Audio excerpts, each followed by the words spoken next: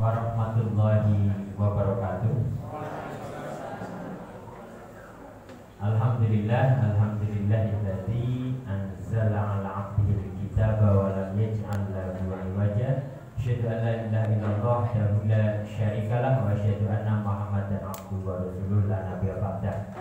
Amma ba'd, yang kami hormati ayahanda kami semua dari pimpinan daerah Muhammadiyah Purworejo, pimpinan daerah pimpinan cabang Muhammadiyah Purworejo, pimpinan pondok pesantren Darul Arqam dan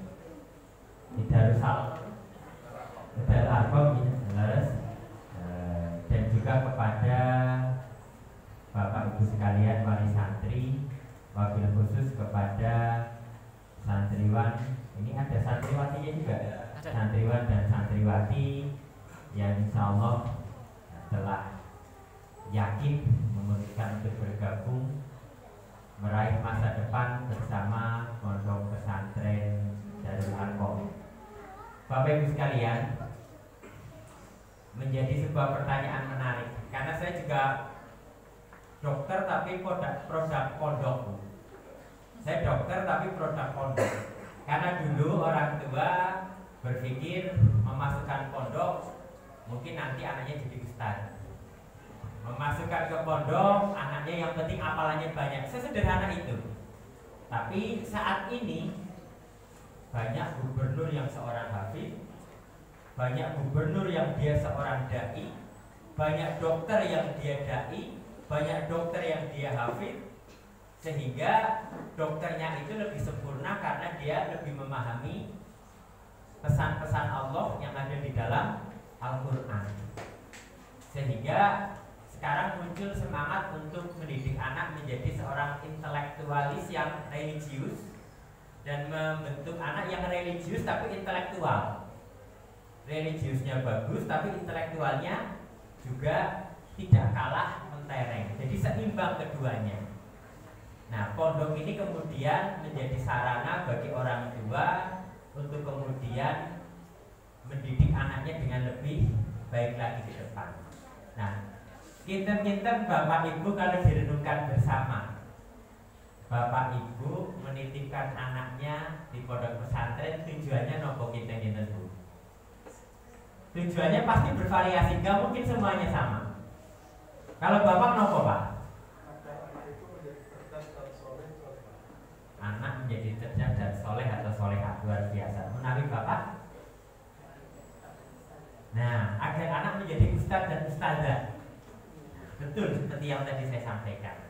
Karena kebetulan bapak saya sudah meninggal dunia saat saya kelas 2 sanawiyah di Madrasah Muallimin Muhammadiyah Jogja.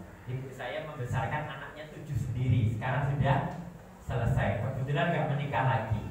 Semua yang tidak mondok itu hanya 1, 6-nya mondok semua. Nah, ternyata apa yang ibu saya tanam begitu besar kami rasakan.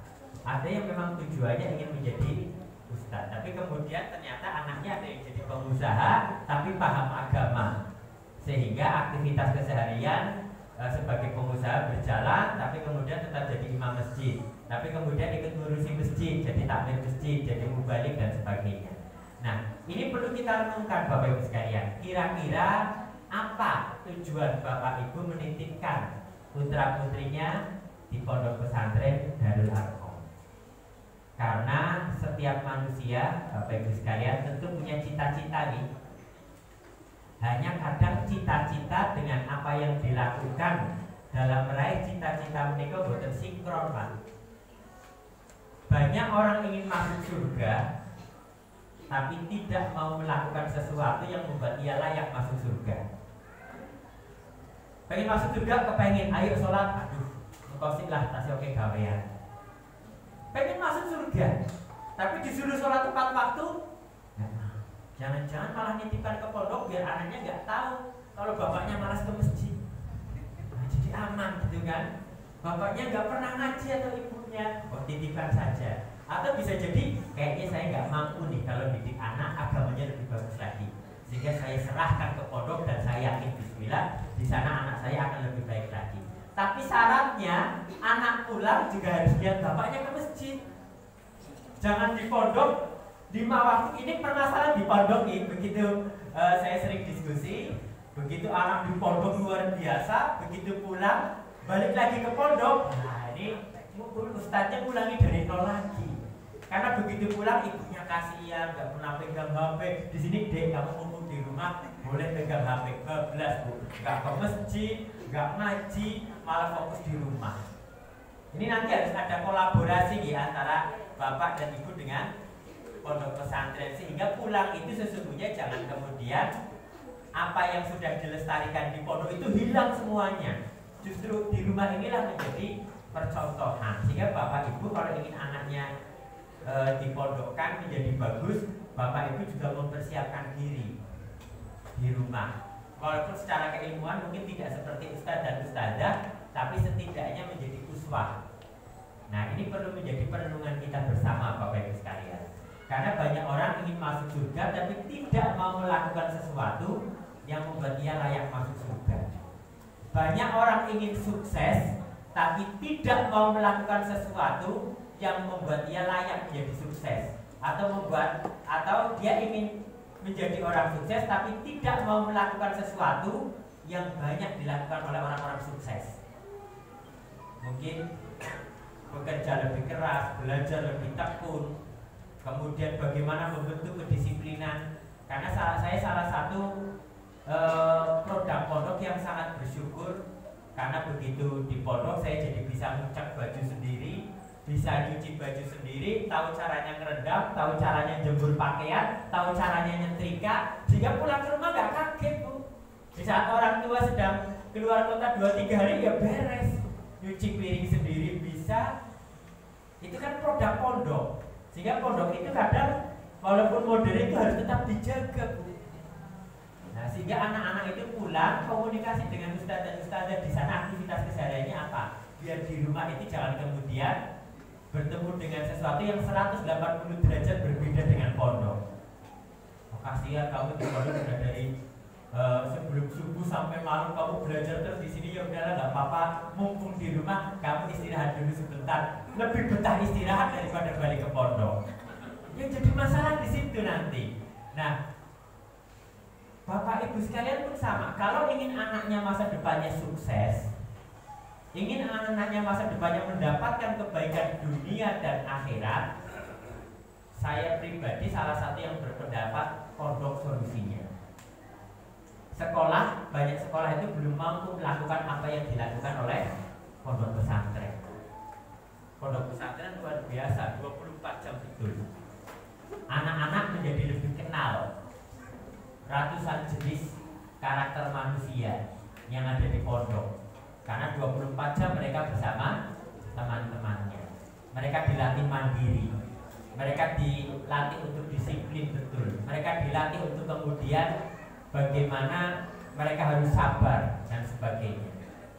Nah, Allah Subhanahu wa taala berfirman, "A'udzubillahi minasyaitonirrajim, ya ayyuhalladzina amanu taqullaha wal tanzur nafsum ma qaddamat lighad. Wattaqullaha innallaha khabirum bima ta'malun." Allah menyampaikan, ya ayyuhalladzina amanu taqullaha, wahai orang-orang yang beriman, ittaqullah, bertakwalah kepada Allah. Berarti tidak semua orang beriman bertakwa nih. Karena begitu ya ayyuhalladzina amanu ittaqullah, orang beriman saja masih disuruh bertakwa. Berarti tidak semua orang beriman pasti bertakwa. Iman itu percaya. Percaya sebagai landasan utama, sebagai fondasi. Artinya yang disuruh bertakwa orang-orang yang beriman. Berarti ada kemungkinan orang percaya kali Gusti Allah bahwa Allah itu Tuhan, bahwa itu adalah Allah itu zat yang maha hebat. Tapi ternyata keimanannya itu tidak terlandasi betul dengan perbuatan dalam bentuk takwa. Berasal dari kata waqoyaqiyuqoya, yang artinya bisa menjaga, memelihara, atau bahkan menghindar. Orang yang bertakwa adalah orang yang mampu menjaga dan memelihara hubungannya dengan Allah. Di saat yang bersamaan dia mampu menjaga dan memelihara hubungannya dengan sesama manusia. Dan di saat yang sama pula dia mampu menjaga dan memelihara hubungannya dengan alam semesta. vertikal dan horizontal sama baiknya itu orang yang bertakwa. Ibadahnya bagus, tapi bersosialisasinya juga baik. Di pondok kita dalam tanda kutip mengajarkan anak kita untuk berlatih bersosial. Dia lebih banyak kenal teman secara terus-menerus setiap hari 24 jam. Anak itu harus belajar betul mengenal karakter orang. Nah, orang-orang yang bertakwa ini adalah orang-orang yang juga dia mampu menjaga dan memelihara masa depannya, Pak. Orang yang bertakwa itu harus punya target masa depan.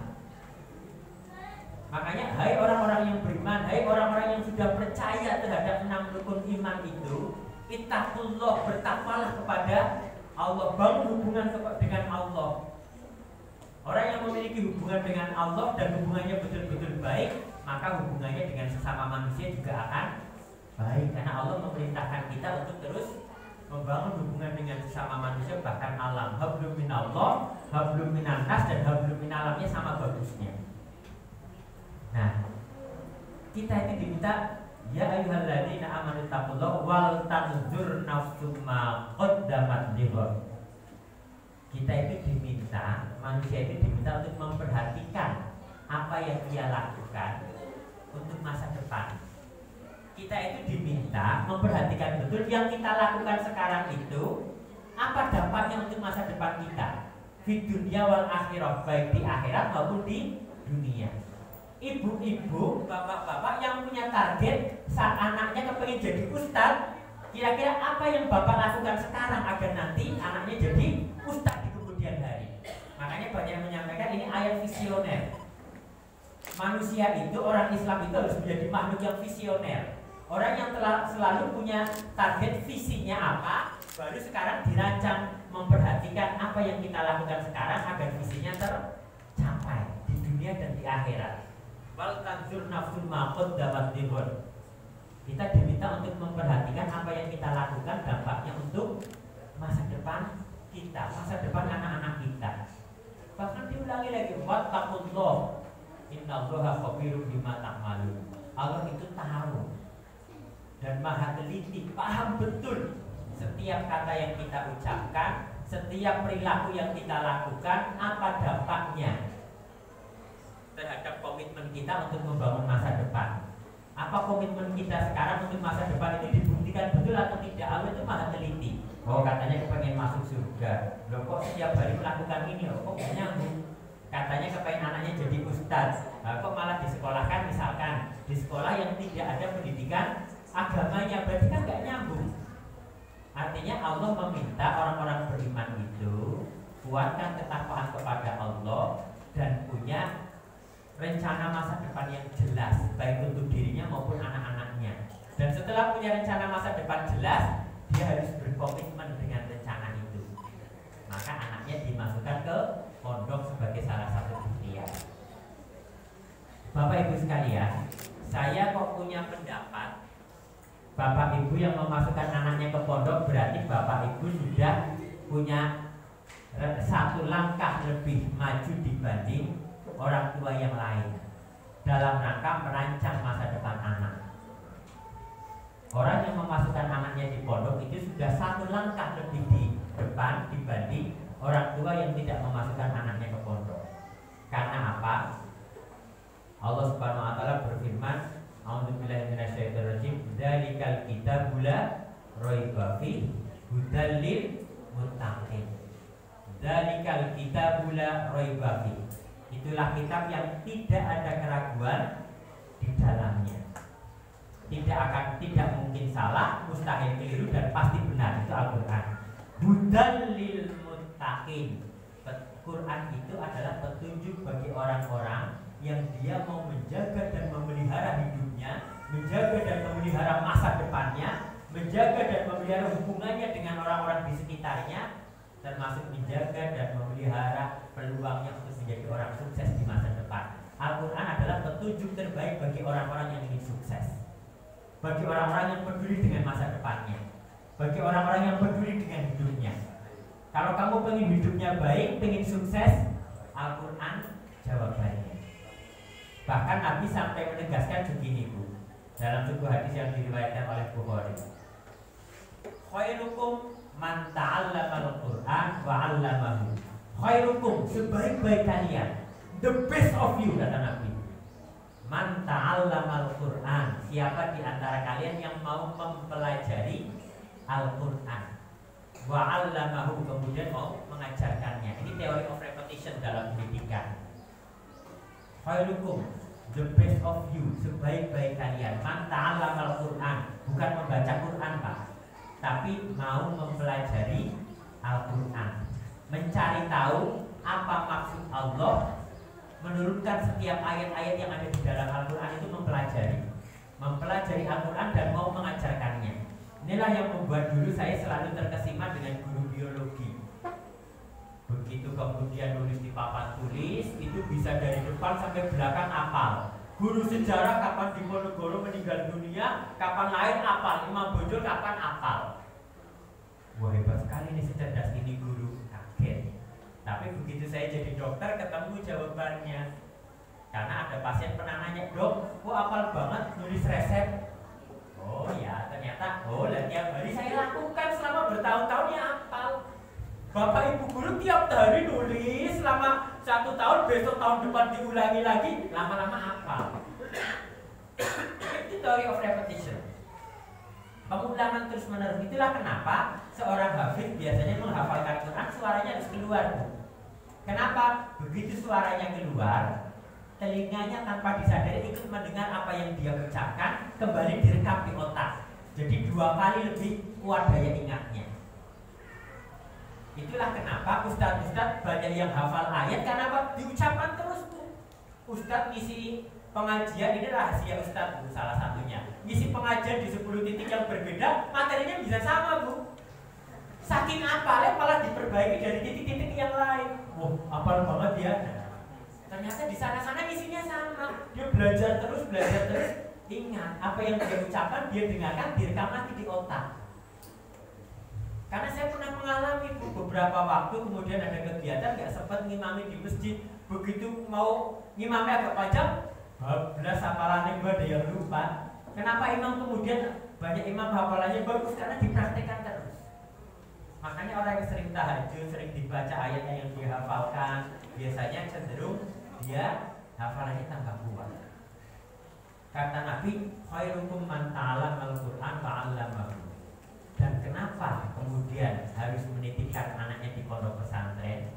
Karena di pondok pesantren anak-anak punya kelengkapan yang lebih baik, punya alat-alat yang lebih lengkap untuk bisa memahami Al-Quran, yang di sana banyak terdapat rahasia, banyak terdapat petunjuk, banyak terdapat motivasi, banyak terdapat ilmu pengetahuan yang kalau kamu kuasai betul, kamu akan menjadi the best. Khairukum, kata Nabi Muhammad SAW. Banyak orang yang kemudian belajar Al-Quran atau mempelajari Al-Quran hanya baca terjemahannya saja, tapi santriwan-santriwati mampu menguasai dan memahami Al-Quran itu lebih dalam karena dibekali ilmu alat yang lebih lengkap. Dulu saya waktu santri nggak terlalu paham Bu. Ini cuma suruh ngapali. Kalau udah pelajaran nahwu shorof ini, ini pelajaran aku cuma hafalan dong, nggak ngerti Bu.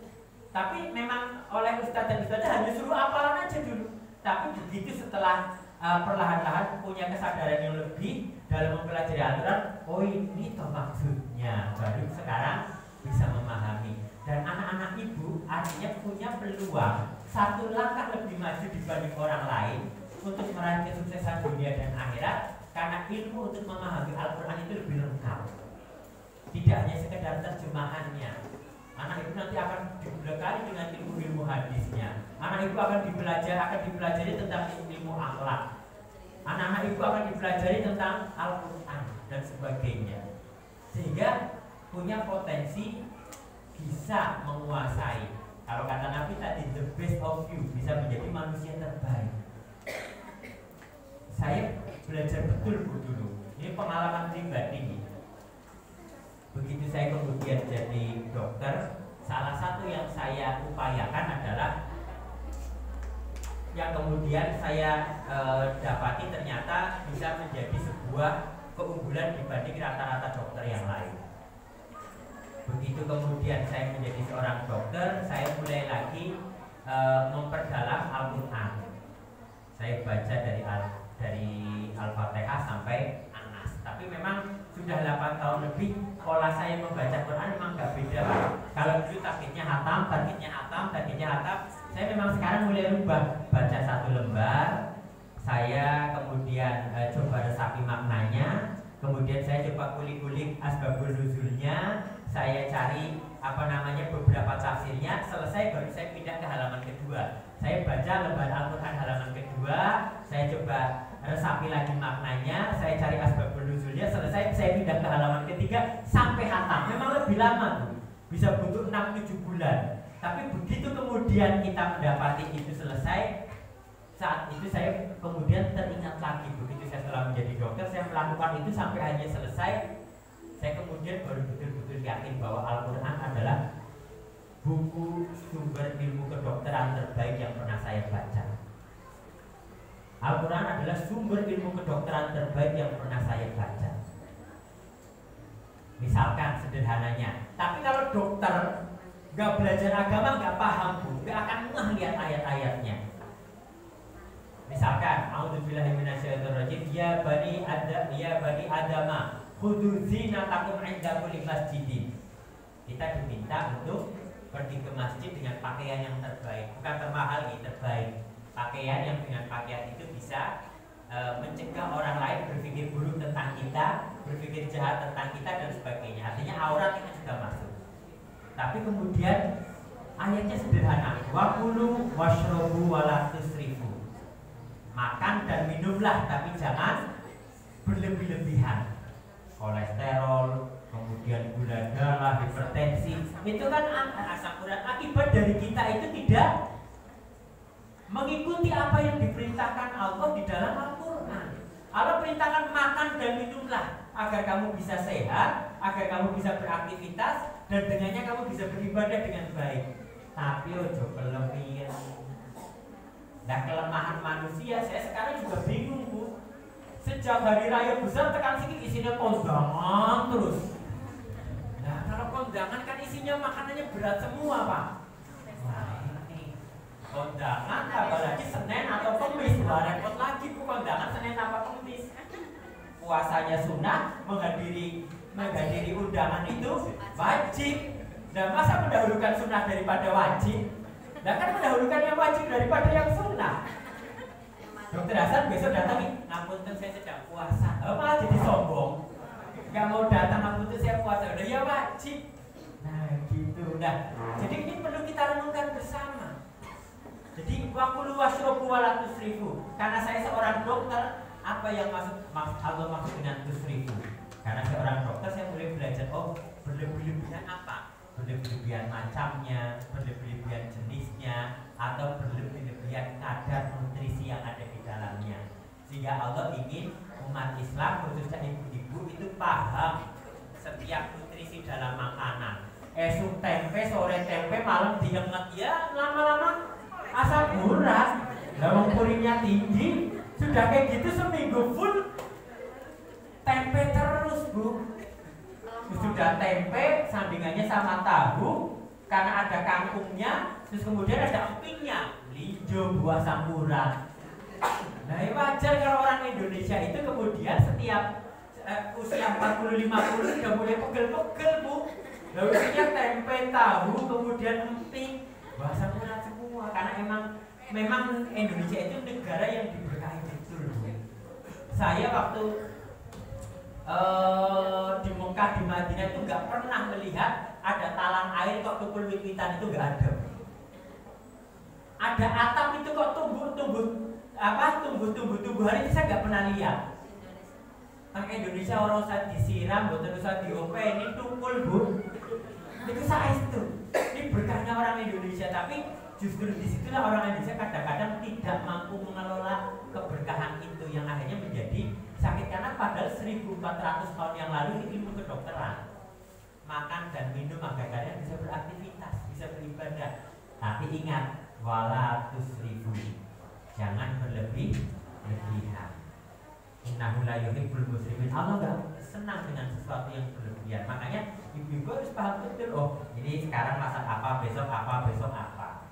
Makanya di Indonesia sering asam urat berjamaah sekeluarga, kolesterol berjamaah, masaknya sami. Apalagi orang Jawa senangnya diingat nih. Pagi sore malam diingat pakai. Lama-lama, nah ini begitu saya mulai membaca, wah ini ilmu kedokteran ini. Banyak sekali yang saya temukan di dalam Al-Quran isinya ilmu kedokteran. Kemudian sejak sekitar 10 tahun yang lalu, kemudian saya mendapatkan amanah dari persyarikatan. Untuk menjadi direktur rumah sakit, Pak. Awalnya di Kutowinangun, kalau sekarang di PKU Muhammadiyah Serubong. Begitu kemudian menjadi amanah persyarikatan, saya ingat lagi. Khairukum man ta'allama al-Qur'an wa 'allamahu. Kalau kamu ingin jadi direktur yang terbaik, pelajari Al-Quran. Kamu akan temukan ilmu menjadi direktur yang baik di sana. Kamu akan temukan ilmu manajemen di sana. Kamu akan temukan ilmu SDM di sana. Kamu akan temukan ilmu pengelolaan keuangan di sana. Saya baca dengan pola yang sama lagi, lebih fokus lagi. Tapi menariknya Quran di situ, Bu. Di saat di otak kita itu pikirannya kemudian terkait dengan kedokteran, baca Quran, ilmu-ilmu kedokteran nyantol semua, Pak. Begitu bacanya udah jadi direktur harus belajar manajemen, ilmu tentang manajemen masuk semua. Karena begitu dilatih, saya punya kebiasaan menikah, Bu. 1 bulan itu minimal khatam 1 buku. Jadi beli buku baru 1 bulan harus selesai, besoknya cari buku lagi 1 bulan harus saya selesaikan, beli buku lagi. Dan begitu kemudian diangkat jadi direktur, saya beli buku manajemen sebanyak-banyaknya sampai 40 atau berapa saya selesaikan. Kemudian begitu saya komparasikan dengan Al-Quran, walah Al-Quran ngomong kabeh, Pak. 40-an lebih buku manajemen perusahaan di Al-Quran saya dapati semua. Ini luar biasa, Pak. Makanya kemudian saya teringat, dalam riwayat kita ketahui bersama waktu Nabi bermunajat ke Gua Hira. Ini perenungan kita bersama nih. Kalau ibu ingin bermunajat, ingin sholat malam, Nabi itu saat ingin berkontemplasi, ingin bermunajat, Nabi jalan kaki dari rumahnya di Mekah ke Gua Hira. Itu 7 kilo lebih, Bu, hampir 15 kilo kalau sampai total sampai ke atas. Artinya kalau ibu mau sholat malam, mau memang fokus sholat dan lain-lain, jangan bawa HP. Nah, zaman sekarang orang pergi assalamualaikum warahmatullahi wabarakatuh. Assalamualaikum warahmatullahi wabarakatuh. Kok anak WA lah. Takut kalau ada WA habis sholat. Nah, Nabi itu kalau mau berkontemplasi, segala urusan dunia dilepas. Beliau datang ke Gua Hira. Tiba-tiba datanglah malaikat. Malaikat datang nyampaikan kepada Nabi, Iqra, bacalah. Dalam riwayat Nabi kemudian tidak menjawabnya dengan ma qara'tu, aku tidak bisa membaca. Nabi menggunakan nomenklatur ma ana biqari, dengan bagi tauhid di sana, Pak. Aku sungguh-sungguh benar-benar tidak bisa membaca. Jadi dipeluk oleh malaikat sampai gemetar, berkeringat, dilepas, Iqra, diulangi lagi. Ma'ana biqari sampai 3 kali, Pak. Aku sungguh-sungguh benar-benar tidak bisa membaca. Baru yang terakhir kali, Iqra bismi rabbikal ladzi khalaq. Bacalah sungguh-sungguh benar-benar atas nama Tuhanmu yang menciptakan. Jadi walaupun kamu sekarang nggak bisa, walaupun tidak ada guru yang mengajarimu, walaupun kamu mengatakan tidak ada alasan, tidak ada waktu, tidak ada alasan jauh, tidak ada alasan kamu tidak punya kemampuan yang baik, kalau kamu diniatkan Iqra,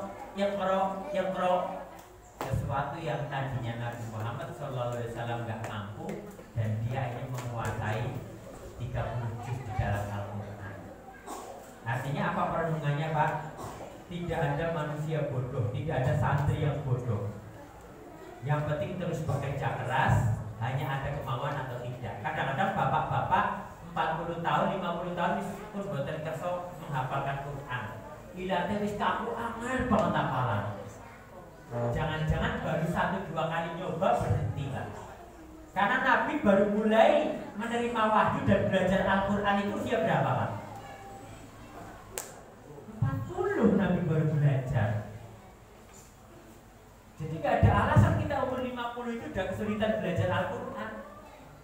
Gak ada alasan kita umur 50 angel apalane. Sebetulnya bukan susah, mau bebot bu. Bebot aslinya pun males sebetulnya. Kalau angel habis lah, baru coba 2-3 kali selesai. Karena Al-Quran itu ya lughatul Quran itu lughatul Arabiyah. Kenapa dipilih bahasa Arab tidak bahasa Indonesia? Karena sampai saat ini saya belum pernah menemukan ada satupun orang yang bisa menghafalkan buku setebal 600 halaman lebih dalam bahasa Indonesia yang dia kuasai. Dihafalkan huruf pembuka awal sampai terakhir 600 halaman, gak ada yang hafal. Orang Indonesia bukan orang Arab, gak bisa bahasa Arab, tidak pernah ke Arab, anak 7-8 tahun bisa hafal 30 juz. Kan gak masuk logika manusia bu. Gak bisa bahasa Arab, bukan orang Arab, tidak pernah ke Arab, kok bisa hafal Quran 30 juz. Dan bukan hanya 1-2 orang anak 7-8 tahun yang hafal 30 juz. Kan gak masuk logika sebetulnya. Tapi saya gak pernah ada mendengar orang Kristen hafal Injil, hafal Taurat, gak ada cerita. Bahkan orang Indonesia hafal buku 600 halaman lebih. Kalau mungkin IQ-nya betul-betul tinggi itu mungkin 1 orang. Ini anak-anak yang secara IQ biasa saja bisa. Itu tentu Allah sudah mendesain sedemikian rupa bagaimana mungkin bahasa Arab, kalimat yang ada di dalam Al-Quran padahal gak bahasa Arab saja bu, hadis saja banyak bisa dihafalkan padahal gak ngerti bahasa Arab. Bagaimana kemudian otak itu memiliki kesinambungan dengan lughatul Arabiyah, dengan bahasa Arab. Ini menjadi perenungan. Makanya mondok itu merupakan sebuah keuntungan bagi bapak ibu. Diberikan hidayah untuk menitipkan anaknya di pondok itu sebuah keberuntungan, sebuah hal yang sangat, sebuah karunia yang luar biasa. Kayak tadi begitu saya baca manajemen tadi yang ma'ana bil qori. Kemudian setelah saya telusur, saya merenungkan betul Pak, kenapa ayat pertama, kenapa pesan Allah yang pertama kepada umat manusia di era kenabian Nabi Muhammad SAW kok Iqra? Kenapa bukan Al-Fatihah awal? Kenapa bukan An-Nas? Kenapa bukan Al-Baqarah? Kenapa bukan ayat-ayat? Kenapa Iqra? Saya merenung betul Bu. Ada apa dengan membaca? Walaupun kemudian kita ketahui paketan ayat kedua itu kan, paketan ayat pertama kan surat Al-Alaq 1-5. Tapi paketan ayat kedua yang turun kan bukan Al-Alaq 6-10. Paketan ayat kedua dari riwayat terkuat dari para ulama itu kan surat Al-Qalam. Nun wal qalami wa ma yasturun. Ayat pertama tentang membaca, ayat kedua tentang menulis. Allah ingin menyampaikan siapa yang dia punya konsentrasi yang baik, punya fokus untuk membaca dan banyak menulis, dia akan menjadi manusia unggul. Ternyata 2 ayat paket pertama yang turun kepada umat manusia itu tentang baca tulis Bu. Itu dahsyatnya Islam. Gak mungkin Allah mau menurunkan ayat kira-kira sing dikisit ya sing dibela, gue pantas-pantas gak ada Bu. Setiap ayat di dalam Al-Quran, setiap huruf itu semuanya setelah kita telusuri lebih dalam itu selalu ada alasannya, selalu ada maksudnya. Nah sehingga penting sekali Bu, di pondok itu kita dibiasakan untuk membaca dan menulis. Nah begitu saya kemudian telusuri Iqra, kenapa ini Iqra? Kemudian karena saya sekarang di manajemen rumah sakit, saya membaca betul. Begitu kemudian saya baca beberapa buku, oh kalau ingin perusahaan, ingin amal usaha Muhammadiyah maju, ingin persyarikatan maju, ingin dakwah Islam maju, hal pertama yang harus dilakukan adalah Iqra. Yang dalam ilmu manajemen kemudian ada analisa SWOT, membaca kekuatan kita, membaca kelemahan kita, membaca peluang di sekitar kita, dan membaca ancaman kita. Iqra. Jadi setiap membuat perencanaan dalam perusahaan Bu, itu pasti diawali dengan analisa perusahaan, pemetaan masalah di internal. Saya mau membangun PKU Muhammadiyah itu dengan berbasis Qur'ani, tapi bukan berbasis Qur'ani itu bukan nyuruh ayo semua karyawan pagi baca Qur'an, bukan, tapi dengan menerapkan prinsip-prinsip Al-Qur'an itu di dalam muamalah kita. Bukan hanya yang terkait dengan ibadah, tapi juga terkait dengan muamalah. Tadi Iqra, Allah meminta kita banyak membaca. Akhirnya saya baca betul kekuatan rumah sakit kita apa, dari segi SDM-nya, dari segi fasilitasnya, dari segi keuangannya, dari segi manajemennya. Kelemahan rumah sakit kita apa, dari manajemennya, dari keuangannya, dari SDM-nya, dari pengelolaan tata kelolanya, struktur organisasinya. Peluang di sekitar kita apa, jumlah masyarakat di sekitar rumah sakit berapa warga Muhammadiyahnya, berapa kemudian warga ini kita baca betul peluangnya. Kemudian ancamannya apa? Rumah sakit kompetitor ini kita telusur betul. Setelah kita etrok betul internal, kita rancang strategi agar kekuatannya jadi keunggulan, agar kelemahannya dikonversi, diminimalisir atau dikonversi jadi kekuatan, peluangnya dimanfaatkan, ancamannya kita kelola agar tidak terlalu berbahaya untuk rumah sakit kita. Itu hanya dari etrok. Al-Quran sudah menyampaikan manusia yang akan unggul adalah manusia yang dia bisa berkaca diri. Kekuatan kita apa, kelemahan kita itu apa, peluang di sekitar kita itu apa saja yang mengancam kita. Itu Al-Quran 1400 tahun yang lalu. Nah, orang yang punya potensi mampu sampai ke tahap ini ya santri. Buatan santri. Makanya nggak apa-apa Pak anaknya mondok, tapi tetap punya cita-cita anaknya jadi dokter. Gak apa-apa anaknya mondok tapi tetap punya cita-cita anak saya ke depan menjadi pengusaha, anak saya menjadi hakim. Kalau menjadi hakim yang jujur, hakim yang paham agama, hakim yang bijaksana. Jadi pengusaha yang dia paham betul bagaimana mengelola manajemen perusahaannya karena dia paham Al-Quran Pak. Kalau tidak dibekali ilmu-ilmu yang biasa diberikan di pondok, gak nyampe. Itulah pentingnya kenapa mondok. Sehingga jangan kemudian kita terjebak naik mondok ya berarti jadi ustaz, itu jadi imam nang mushola. Enggak Bu. Memasukkan anaknya ke dalam pondok berarti bapak ibu satu langkah punya perencanaan yang lebih baik dari bapak ibu yang lain terkait dengan masa depan anak-anak kita. Ini penting sekali bapak ibu sekalian. Karena di pondok pun diajari kedisiplinan. Bapak ibu gak tega kok maksa anaknya sholat tahajud dibangunkan. Bapak ibu kan sholat tahajud anaknya dibiarkan tidur. Kan gitu. Nah, karena sama rata-rata orang itu kalau nyuruh orang lain itu rajin, tapi nyuruh anaknya sendiri malah tidak. Berapa banyak di antara bapak ibu yang setiap datang pengajian hari Ahad itu memastikan anaknya ikut? Gak semuanya. Kecuali kalau anaknya masih kecil karena nggak bisa apa-apa, mau nggak mau dibawa. Anaknya sudah SD, SMP, SMA, bapak ibu ngaji anaknya diajak. Padahal ku amfusaku mbak ahlikum. Bapak ibu kadang-kadang egois karena ingin masuk surga sendiri Pak. Anaknya nggak diajak. Nah, memasukkan anak ke pondok itu bagian dari ku amfusaku mbak ahlikum. Nah, karena bahkan nanti anaknya bisa ikut memberikan informasi ke orang tua. Kalau ada sesuatu yang dilakukan orang tua dalam hal agama kurang tepat, jadi jangan pernah minder Bapak Ibu sekalian. Anaknya sekolah di mana? Alhamdulillah, anak saya jadikan santri di pondok pesantren Darul Arqam. Insya Allah masa depan anak saya cerah. Pede lah. Amin, gak jadi Bu.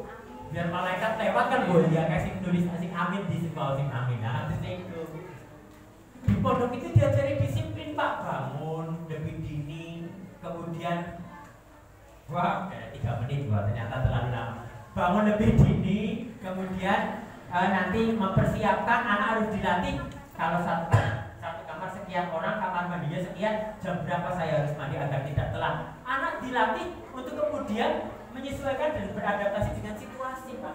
Rata-rata anak yang di pondok itu dia punya kemampuan bertahan dalam hidup di masa depan itu lebih kuat daripada anak-anak yang sama ibunya dimanja, jatuh sedikit dielus-elus.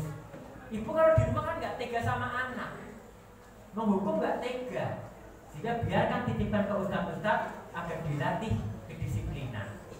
Sehingga bapak ibu kemudian bismillah sambil komunikasi dengan pondok, yakin dan optimislah dengan bekal agama yang baik, maka anak akan lebih terarah hidupnya sehingga bisa menghadirkan kebahagiaan dan kesuksesan di dunia dan di akhirat. Karena tujuan Al-Quran diturunkan bukan untuk kebahagiaan di akhirat saja, tapi juga kebahagiaan di dunia.